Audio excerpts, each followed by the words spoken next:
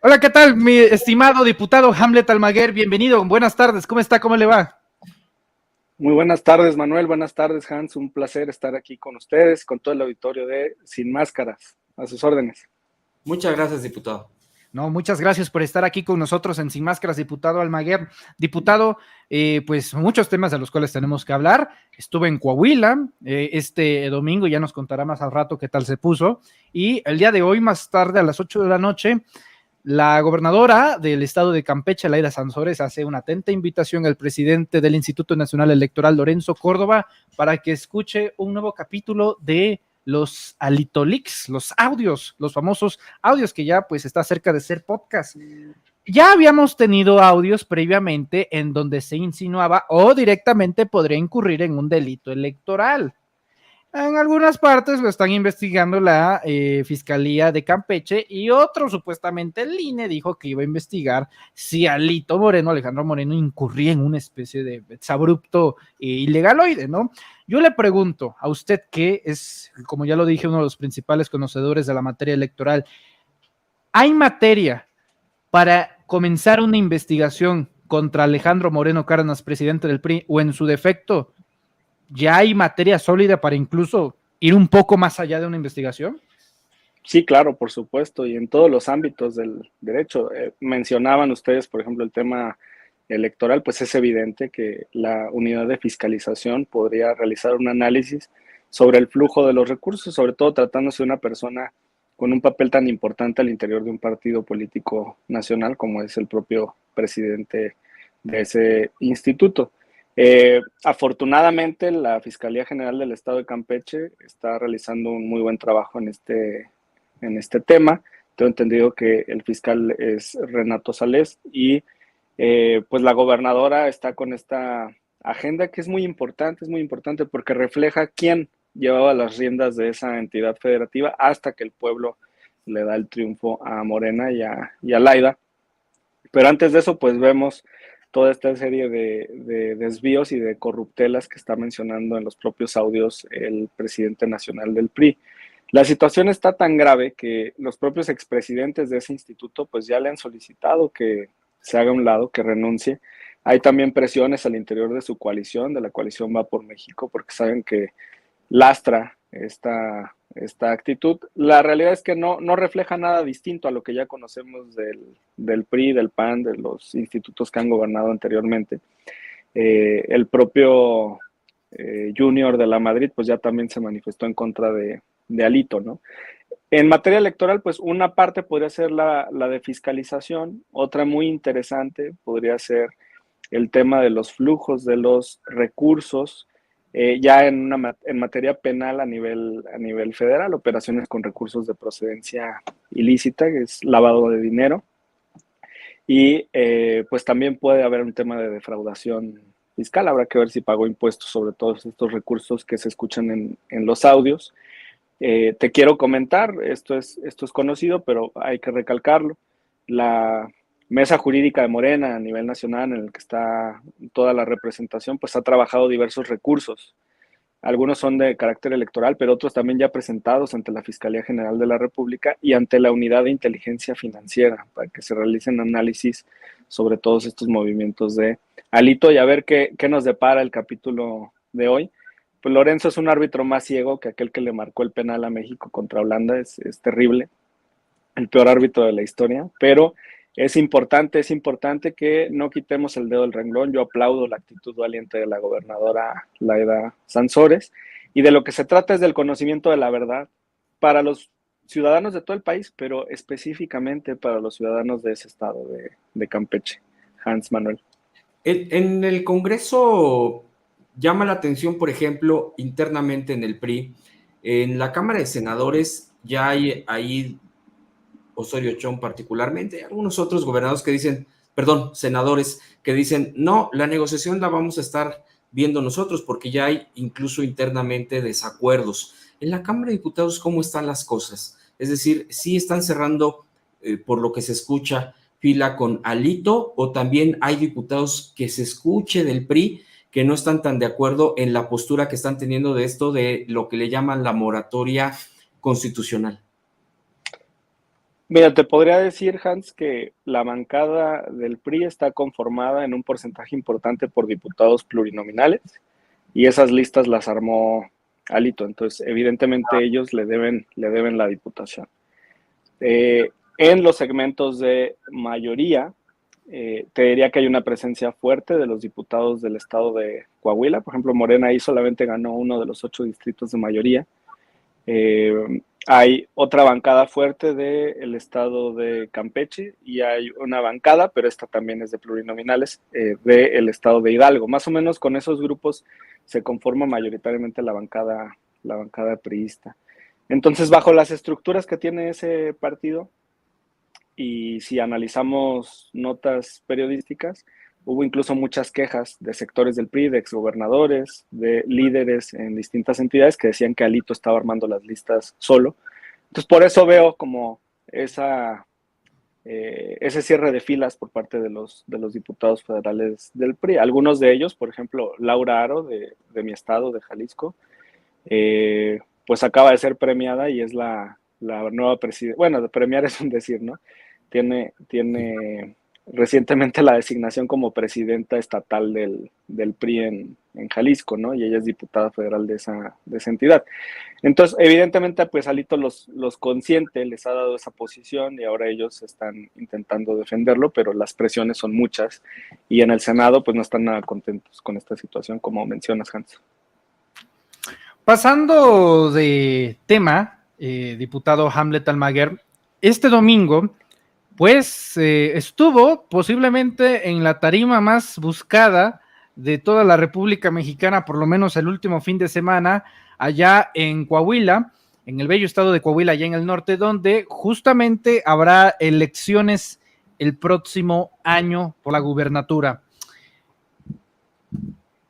¿Qué tal el ambiente, diputado? Porque la verdad, uno se pregunta si de verdad es la canción de Mundo de Caramelo, pero luego uno ve caras, facciones, gestos, comportamientos en el que uno dice, híjole, como que, no sé, como se rompió la tubería de gas o algo por el estilo, porque usted ya sabrá, y la audiencia también sabrá de qué personalidades, no solamente, ojo, en el ámbito federal o nacional, sino también en el estatal, pues estos eventos de unidad llaman poderosamente la atención, no solamente de la gente que simpatiza con Morena y la 4T, sino también de los opositores. Así que la pregunta principal sería, ¿hay unidad en Morena?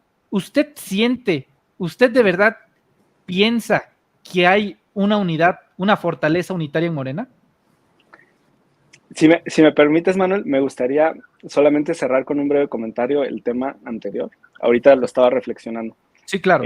Alito, además, tiene de la parte de la presidencia del partido, tiene un papel importante aquí en la Cámara porque es el presidente de la Comisión de Gobernación, que ve temas muy trascendentales, y además eso lo lleva indirectamente a formar parte de la subcomisión de examen previo, de la cual forma parte también, que es la encargada de arrancar los procesos de juicio político. Si hubiera alguna demanda, por ejemplo, de juicio político en su contra, él como presidente de la Comisión de Gobernación y como integrante, pues se tendría que excusar de esa discusión. Y otra cuestión que deberían de analizar los compañeros, lo digo de manera muy respetuosa, quienes integran la Comisión de Gobernación, es la permanencia de Alito como presidente de una comisión tan importante. Y esa destitución la pueden hacer la mayoría de los integrantes de una comisión. Pero bien, regresando acá al tema de Coahuila. Primero, distinguir. Yo te diría, la ciudadanía, la afluencia de coahuilenses al evento fue extraordinaria. El municipio de Madero es un municipio suburbano, cercano a la laguna, a cerca de 40 minutos de Torreón, que entronca de manera muy clara con el libramiento del norte de la laguna, está bien comunicado. Es un municipio relevante para nosotros, para Morena. Es la segunda ocasión consecutiva que se gana, el alcalde es reelecto, es de nosotros. Ese distrito federal de mayoría lo ganamos, es donde resultó electo el diputado Borrego. En esa zona hay varios alcaldes de Morena, usualmente nos ha ido bien en la laguna. Y calculamos ahí platicando en la comida, algunos decían 6,000, 7,000, 8,000, hasta 10,000 asistentes al evento, lo cual lo convierte en algo muy, muy relevante para el arranque, digamos, en esa entidad. Entonces yo te diría, la ciudadanía involucrada, el morenismo, las bases metidas, dispuestas a ir a Madero, no fue en Saltillo, no fue en Torreón, fue en este municipio suburbano, y con todo el ánimo ya de arrancar para sacar al PRI, para sacar a los Moreira del gobierno de Coahuila, después de la estrepitosa derrota que se llevaron en el estado de Hidalgo, hace apenas un par de meses. Luego, ya en el tema de los equipos, ¿no? Como ahora he escuchado que se les denomina, los equipos.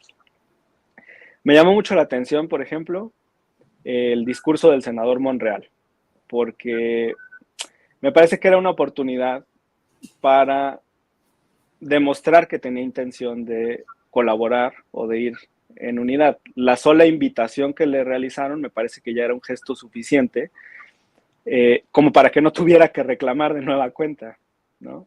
Estaba golpeteando cuando ya se le había tendido la mano para que estuviera presente. Otro detalle que me llamó mucho la atención es que su discurso tuvo más o menos la duración de los dos discursos de Claudia Sheinbaum, la jefa de gobierno, y del secretario de Gobernación, Adán Augusto. ¿Aprox cuánto sería? A mí se me hizo eterno, pero yo creo que sí andaba por... Okay. Yo creo que sí andaba por los 20 minutos, y, por lo menos 15, ¿no? Por lo menos 15. Habló muchísimo, habló muchísimo. Incluso el secretario de Gobernación dijo que no había que abusar del tiempo. Era una temperatura considerable, o sea, si estábamos, estábamos creo que a 38 grados, sí hacía algo de calor. Y pues por la hora también el sol estaba en pleno, ¿no? Pero bueno, yo creo que tenía muchas ganas de hablar y se aventó ahí todo el discurso, la mayor parte del discurso golpeando en lugar de mirar hacia adelante. Después, dentro de ese mismo equipo, digamos, a mí me llamó mucho la atención las brigadas monrealistas que estaban en distintos sectores o espacios de la ciudad, desde la entrada a Madero hasta la plaza principal. Y me llamó la atención, Manuel Hans, porque aunque yo no soy un conocedor del acento coahuilense a la perfección, mi mamá es de Coahuila, tengo que decirlo, ella es de Matamoros, Coahuila, no sonaban como personas del norte del país.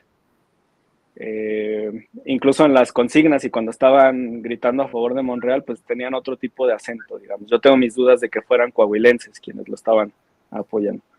Y eso en ese equipo, ¿no? Después yo creo que muy bien el discurso del secretario de Gobernación, muy bien el de la doctora Sheinbaum, muy bien el de Mario Delgado cuando dijo que no había que estar brincoteando si el piso estaba parejo, sobre todo esa parte me gustó. Y la presencia también de las corcholatas locales, digamos, estatales, pues también bien, estuvieron los tres ahí presentes. Yo vi muchísimo apoyo para Ricardo Mejía Verdeja antes del evento. Fue difícil que él incluso llegara al templete.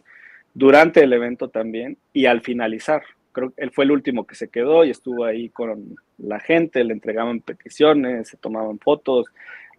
Vi muy espontánea la reacción de los ciudadanos de Coahuila con Ricardo Mejía, el subsecretario de Seguridad del Gabinete Federal, Manuel Hans. Hay un tema que me llamó la atención el día de ayer o hoy que leí, donde hay la posibilidad de que en Coahuila los partidos estén obligados a poner candidata y no candidato. Esto está en la Suprema Corte de Justicia. Es un tema muy interesante porque esto está de acuerdo a un tema legislativo estatal. Esto brinca porque entiendo yo que el próximo año que hay 2 elecciones estatales, Estado de México y Coahuila, tendría que ser por tema de género 1 y 1, es decir, hombre y mujer, ya sea en uno o en otro. Mario Delgado, el presidente de Morena, ya ha dicho, hasta también donde he leído, que lleva mano en este tema para definir primero candidatura Estado de México. Bueno, Estado de México está también claro, hay 3 aspirantes muy claramente, una mujer, Delfina Gómez, la maestra, y 2 hombres. Higinio y Horacio. Horacio Duarte. Entonces, aquí me salta, es interesante, porque dependiendo, entiendo yo, entonces si define la Corte que tenga que ser mujer la candidatura en Coahuila, ¿qué pasaría entonces con el Estado de México, por ejemplo, si se define de acuerdo a encuestas, de acuerdo a todas estas mediciones, si fuera la maestra Delfina? Entonces, ahí, ¿qué información tiene, diputado? No sé si tenga. Yo la verdad es que me saltó ese dato, me llamó la atención y ¿qué sucede en términos electorales de definición en cuestión de género? Pues primero decirte que como constitucionalista es un caso fascinante, muy interesante. Coahuila tiene una figura de un tribunal constitucional estatal. De hecho, a esos jueces les denominan ministros. Es una especie de Suprema Corte estatal. Y ellos ya habían hecho un control, digamos, de constitucionalidad de estas normas, porque en teoría el Congreso lo que había aprobado es que esta norma no rigiera sino hasta el siguiente sexenio. Lo que dice esa disposición es que si el gobernador es hombre en este momento, la siguiente tiene que ser gobernadora, mujer, y si la siguiente es mujer, digamos, en el 2030 o cuando toque la renovación de esa gubernatura, puede ser otra vez mujer o puede ser hombre.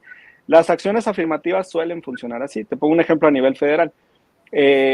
Las mujeres no pueden tener suplentes hombres, pero los hombres sí podemos tener suplentes mujeres. Y la mujer debe de tener suplente mujer. Esas son las tres combinaciones posibles, digamos. Lo que busca la acción afirmativa es generar un piso parejo cuando no existe, cuando no lo está.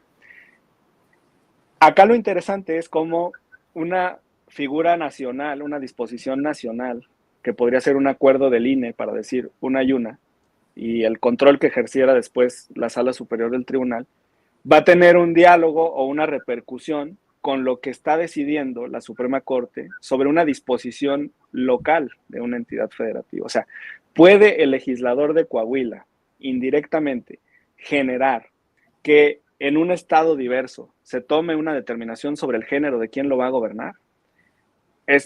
Me parece que es un límite que habría que trazar y que eventualmente revisaría la Sala Superior del Tribunal Electoral. A este asunto yo creo que le falta mucho, le falta un par de meses y hay muchas combinaciones posibles.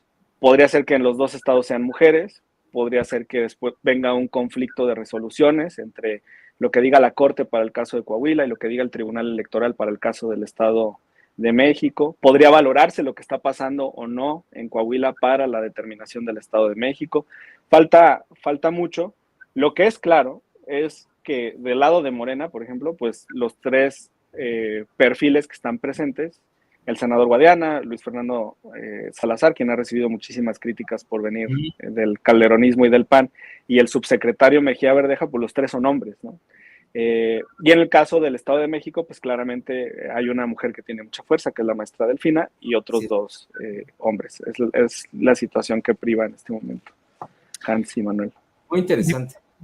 Exacto, muy interesante porque pues ahora son combinaciones matemáticas, ¿no? Ya no, nada que ver con hace 30, 20 años. Diputado Almaguer, volviendo al tema porque es sumamente relevante estos eventos en el Estado de México y en Coahuila. A ver, esto implica, y reitero, porque usted es uno de los principales conocedores de la materia electoral en nuestro país. ¿Esto implica este tipo de eventos un delito electoral? Se lo pregunto, no porque no se sepa la respuesta o no, sino porque a veces hace ruido, ¿no? Que, por ejemplo, el presidente de la Junta de Coordinación Política hace una semana haya dicho que era un delito electoral el evento en el Estado de México en Toluca y que luego haya asistido al de Coahuila. O sea, Qué interesante. ¿cuándo es delito y cuándo no es delito? Entonces, yo se lo pregunto a usted, ¿no? Usted que es constitucionalista, en términos legales, ¿esto implica un delito electoral?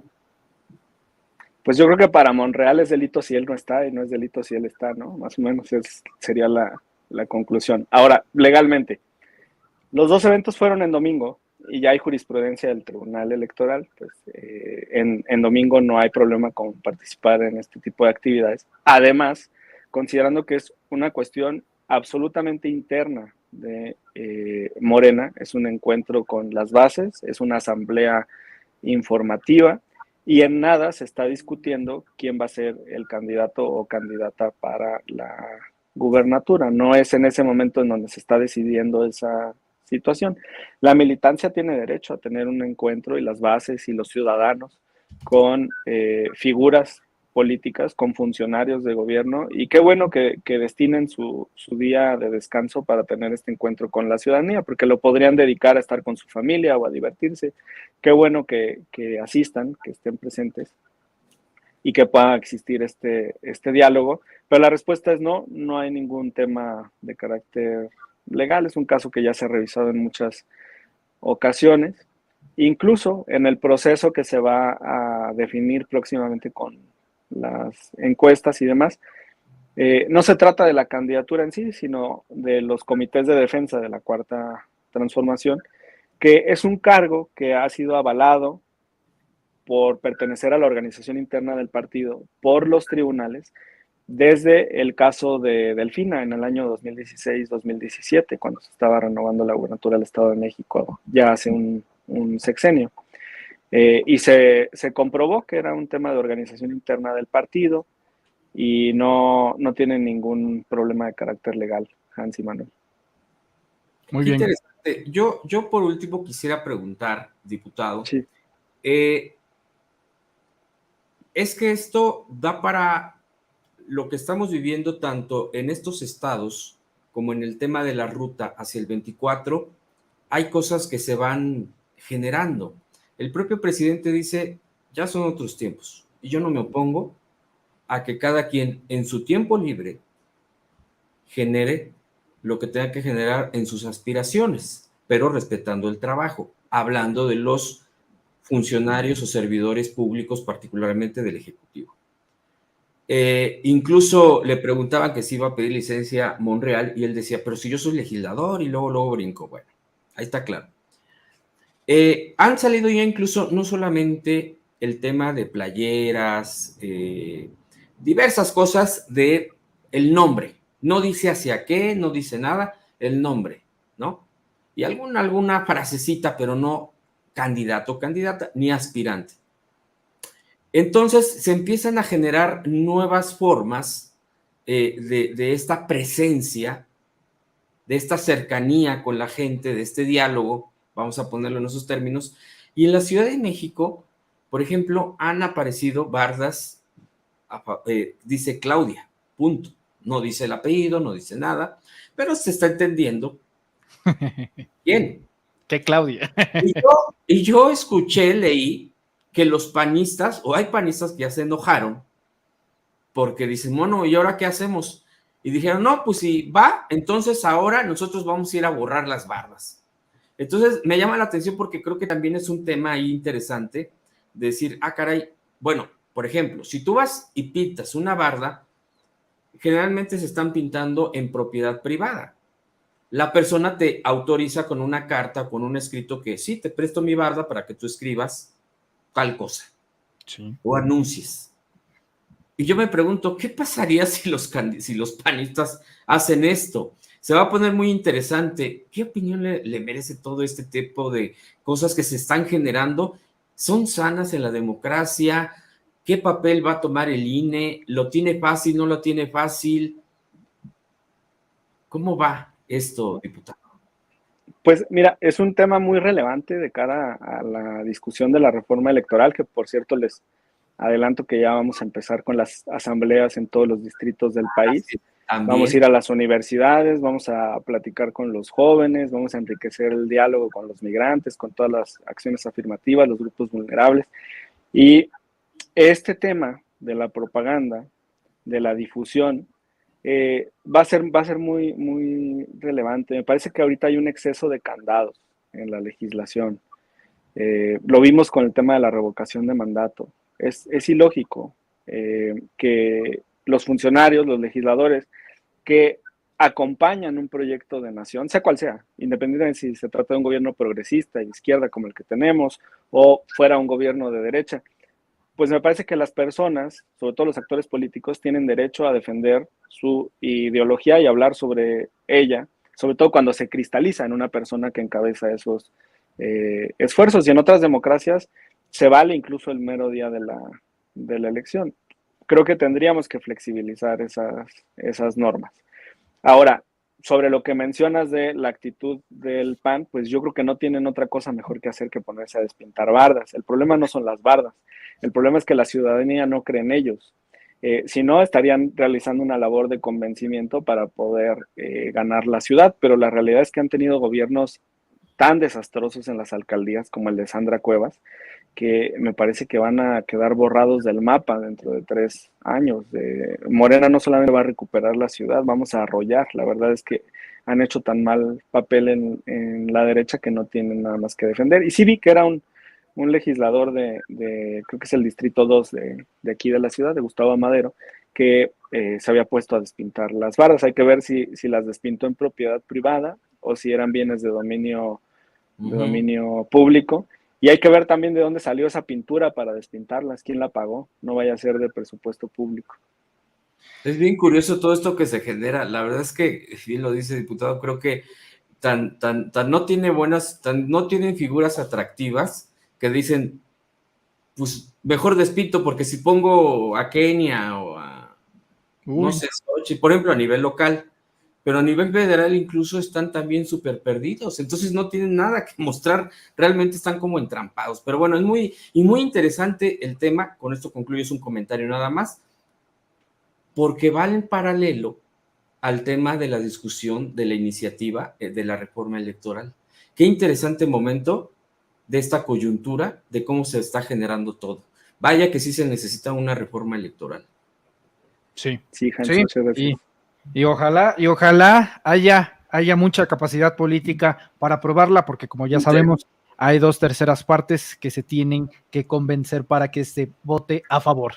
Diputado Almaguer, muchas gracias por estar aquí con nosotros en Sin Máscaras, agradecemos mucho su paciencia y su disponibilidad. Le enviamos un fuerte y caluroso abrazo y hay que seguirlo en redes sociales porque usted es uno de los políticos dentro del Congreso más activos en redes sociales y publicando cosas de interés, porque ya vamos a ver en el resto del programa algunas publicaciones de otros políticos que dices, ay no, pero bueno, por lo menos hay una instrucción y digamos que un conocimiento político que usted comparte a la gente. Así que, diputado, ¿en dónde lo podemos seguir? En todas sus redes sociales, ¿dónde lo podemos leer? Pues muchas gracias, Hans y Manuel, por el espacio, a todo su auditorio. Y muchas felicidades y muchas gracias por el trabajo que ustedes realizan de informar a la ciudadanía, por la iniciativa que yo también sigo de Periodistas MX, que ha tenido mucho éxito. Y me pueden encontrar en Twitter como Hamlet-Almaguer, Facebook e Instagram Hamlet Almaguer. Y también estamos haciendo videos informativos sobre la reforma electoral en TikTok, Hamlet Almaguer 1. Así es que muy buenas tardes y muchas gracias por el espacio y la oportunidad. Les mando un abrazo de vuelta. No, muchas gracias por la disponibilidad, diputado. La verdad es que muy valioso todo lo que nos comparte para tener una ciudadanía informada y consciente, sin más la voz como la de usted. Muchas gracias, diputado. Gracias. Hasta luego y viva Jalisco. El diputado Hamlet Almaguer hablando con nosotros sin máscaras. Échale, Adri.